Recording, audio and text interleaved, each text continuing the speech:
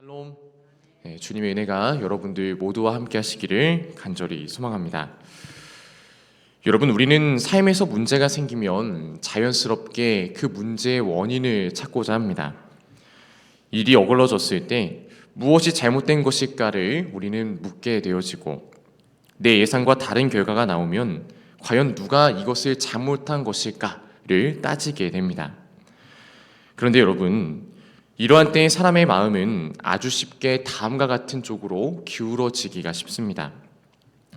먼저 내 안에서 원인을 찾으려고 하기보다는 다른 사람에게서 이 문제의 원인을 찾고자 하는 겁니다. 또 먼저 자신을 돌아보기보다는 내 바깥에 있는 문제를 붙들고 판단하려고 하는 습성이 우리들에게는 누구나 다 있습니다. 사실 이러한 모습은 우리 인간의 아주 고질적인 문제입니다. 아담도 범죄한 뒤에 자기 죄를 정직하게 인정하고 회개하기보다는 하나님께서 주신 여자 때문에 내가 죄를 범했다라고 변명하였고, 또한 여자도 역시 뱀 때문에 내가 이것을 먹었다라고 그는 이야기하였습니다. 이처럼 사람은 죄 앞에서 회개하기보다는 변명하기가 쉽고요, 자신을 살피기보다는 내 책임을 다른 쪽으로 돌리기가 쉽습니다. 더 무서운 건 이러한 태도가 세상 사람들에게만 있는 것이 아닌 바로 신앙생활을 하고 있는 우리 안에서도 얼마든지 일어날 수 있는 일이다라고 하는 사실입니다. 우리는 기도하면서도 정작 자기 잘못을 보지 못할 때가 있습니다. 또 하나님의 뜻을 구한다고 하면서도 정작 자기 생각만 붙들고 살아갈 때도 있습니다. 또한 경건한 말로 포장한 채 다른 사람의 문제를 찾고 있을 때가 또한 우리 안에는 너무나도 많이 자리합니다. 그러나 성도 여러분, 하나님 앞에서는 남의 죄를 찾아내는 사람이 결코 정직한 사람이 아닙니다. 자기 자신을 먼저 돌아볼 줄 알고 하나님 앞에 자신을 비춰 보이는 것이 진정 정직한 사람임을 여러분들 꼭 잊지 마셨으면 좋겠습니다. 하나님의 침묵 앞에서 다른 이유를 찾기 전에 먼저는 주님, 혹시 내 안에 어떠한 제약이 있진 않습니까? 하나님 앞에서 내가 잘못된 일을 행하지는 않았습니까? 를 묻는 사람이 참으로 복된 사람입니다. 바라기는 오늘 이 새벽 하나님께서 오늘 우리 모두에게 이러한 마음을 주시길 간절히 소망합니다. 정말 하나님 앞에서 부끄러워해야 하는 그런 사람은 과연 누구인지, 그리고 그 말씀 안에서 우리 자신을 발견할 수 있는 이 복된 새벽이 되기를 간절히 소망합니다. 여러분, 오늘 본문에 나오는 사울은 앞서 말하였던 자기 자신을 돌볼 줄 모르는 그러한 사람의 모습을 보여줍니다. 그는 문제를 만났고요, 이 문제를 그는 풀어나가야만 하는 과제가 주어졌습니다. 그런데 그는 그 과정에서 하나님 앞에 멈추어 서고 또한 자기 자신을 돌아보기보단 계속해서 자기 판단을 앞세우는 그런 모습을 보이고 있습니다. 겉으로만 보면 사울은 이 일이 벌어지고 난 이후에 사태를 수습하는 모습을 보일 때 이 죄를 바로잡으려고 하고 백성들의 잘못을 어떻게든 무마하려고 하는 그런 모습처럼 보이는 그런 상황을 펼치고 있습니다. 33절 이하에서 백성이 핏째 먹은 죄를 범했다라는 말을 들었을 때 그는 큰 돌을 돌려오게 하고 백성들로 하여금 짐승을 잡되 핏째 먹지 않도록 그렇게 강력하게 조치하고 있습니다. 그리고 그 자리에서 그는 하나님 앞에서 처음으로 제단을 쌓게 됩니다. 여기까지만 보면 마치 사울이 하나님 앞에서 질서를 바로 세우고자 하고 또 거룩함을 회복하려는 것처럼 그렇게 우리 눈에 비쳐 보입니다. 그런데 여러분, 중요한 건 겉으로 그가 무엇을 했느냐, 어떠한 종교적인 행위를 했느냐가 중요한 게 아니라 그 중심이 정말로 하나님을 향하여서 이러한 일을 행하고 있는지를 우리는 먼저 살펴보아야 합니다.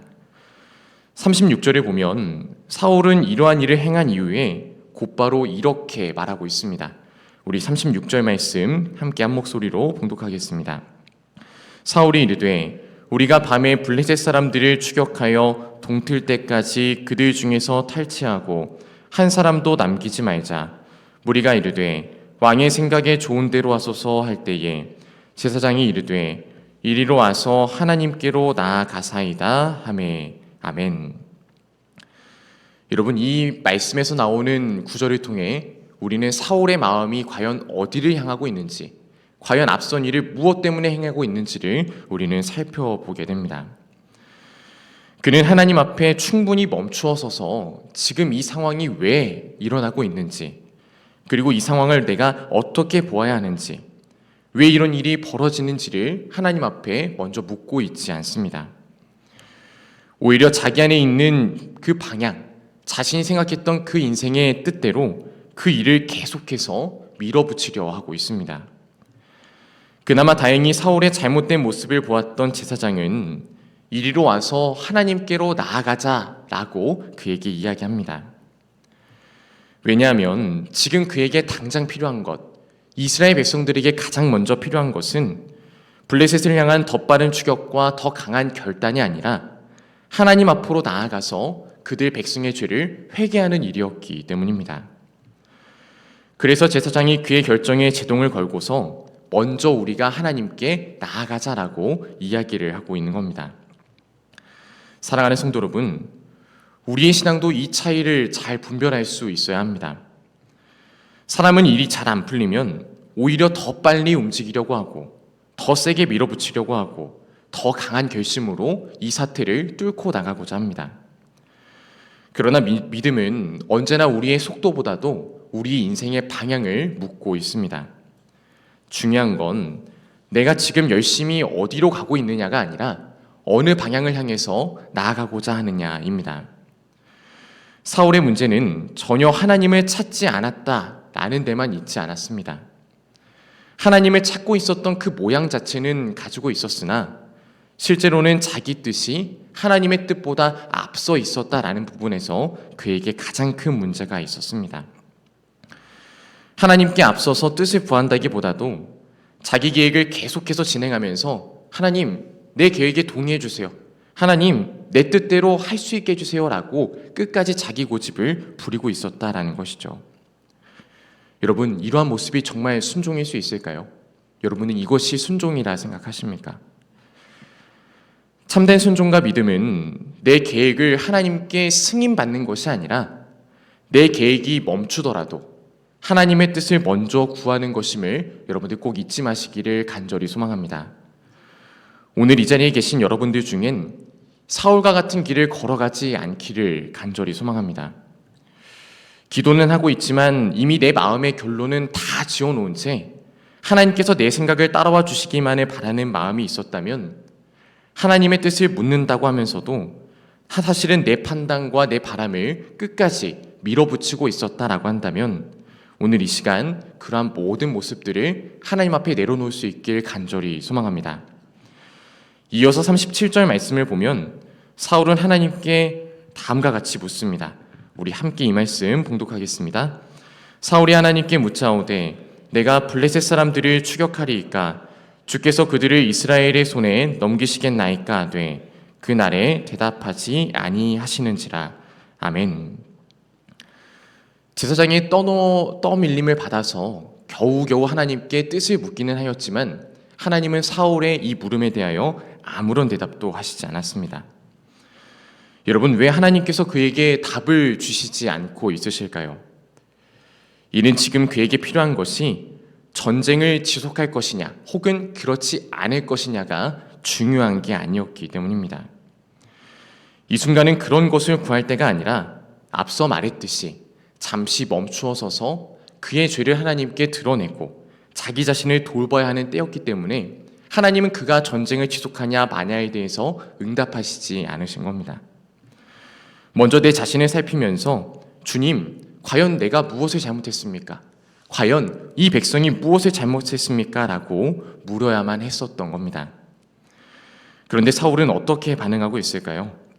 그는 이러한 대답 없음의 상태 안에서도 정신을 차리지 못합니다.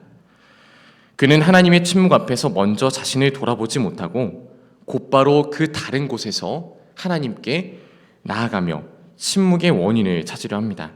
우리 38절 말씀을 함께 봉독해 보겠습니다. 사울이 이르되 너희 군대의 지휘관들아 다 이리로 오라. 오늘 이 죄가 누구에게 있나 알아보자. 아멘. 여러분, 사람은 교만해지면 하나님의 침묵 앞에서도 결코 회개하지 않습니다. 오히려 더 분주하게, 더 날카롭게 남에게서, 내게 주어진 환경 안에서 그 모든 상황을 판단하고자 합니다. 왜냐하면 자기 잘못을 인정하는 게 그 어떠한 것보다도 가장 어렵기 때문입니다. 또 자기 판단이 틀릴 수 있다는 사실을 받아들이는 것 역시 너무나도 괴롭게 여기기 때문이지요. 그래서 사람은 하나님의 침묵 앞에서도 자기를 끝까지 낮추기보다는 핑계댈 대상이 어디 있는지 찾고 회개하기보다는 내 책임을 다른 곳에 계속해서 돌리려고 합니다. 그러나 하나님 앞에서 진짜로 정직한 사람은 자기 자신을 살필 줄 아는 사람임을 우리는 꼭 기억해야만 합니다. 본문은 사울의 이 완고함이 얼마나 위험한 자리까지 나아가는지를 결과적으로 보여주고 있는데요. 결국 누가 죄인인지를 제비 뽑는 그런 과정 안에서 결국 요나단, 자신의 아들이 지목되어지는 그런 일이 벌어지게 됩니다. 43절에서 요나단은 자기가 지팡이 끝에 있던 꿀을 조금 먹었다라고 그는 자신의 잘못을 정확하게 고백하고 있습니다. 그리고 내가 죽을지라도 마땅하니이다 라고 이 요나단은 사울과는 다른 모습을 보이고 있습니다. 그런데 여러분, 이 장면 정말로 아이러니한 장면이 아닐 수가 없습니다. 이 전쟁의 과정에서 하나님 앞에 유일하게 신실했고 하나님만을 유일하게 의지했던 사람은 바로 사울이 아니라 요나단 뿐이었기 때문입니다. 그런데 끊임없는 오판을 한 이 한 사람, 이 사울 때문에 근신실했던 요나단이 억울하게 목숨을 잃게 되어야만 하는 그런 안타까운 상황에까지 이르게 되었던 것이죠. 자기 자식의 목숨을 내놓아야 하는 그런 상황이 닥쳤음에도 불구하고 사울은 여전히 자기 자신을 돌아보지 않습니다. 오히려 44절을 볼 때 요나단이 죽을 수밖에 없을 것이다 라고 그는 너무나도 당당하게 이야기합니다. 사랑하는 성도 여러분, 우리는 잘못된 판단이 얼마나 무서운 결과를 낳게 되는지를 오늘 말씀을 통해서 보게 됩니다. 처음에는 지극히 작은 완고함처럼 보일 수도 있겠죠. 처음에는 그냥 한 번의 무리한 결정처럼 그렇게 보일 수도 있습니다. 그러나 이 작은 일에서부터 돌아보지 않고 회개하지 않으면 이 작은 일은 점점 더 큰 죄로, 점점 더 안타까운 모습으로 변해져 갑니다. 결국에는 하나님과 함께 일한 사람까지도 해치려고 하는 그런 극단적인 상황에까지 나아갈 수 있다라는 겁니다. 요나단은 블레셋의 싸움에서 하나님께서 유일하게 사용하신 사람이었습니다. 하나님께서 그의 믿음 또한 그의 담대함을 통해서 일하셨던 것이죠. 그런데 사울은 자기의 판단을 절대화한 나머지 하나님께서 쓰신 사람을 죽이려고까지 하는 그런 자리에 이르게 되었습니다. 잘못된 열심과 회개하지 않는 교만이 그의 영적인 시야를 어둡게 만들고 하나님의 역사를 거스르는 자리에까지 그를 이끌고 만 것입니다. 사랑하는 성도 여러분, 우리는 하나님의 침묵 앞에서 무엇을 택해야만 할까요? 응답이 없을 때 우리는 이 응답이 없음을 다른 사람에게서, 다른 어떠한 일에서 찾아서는 안 됩니다.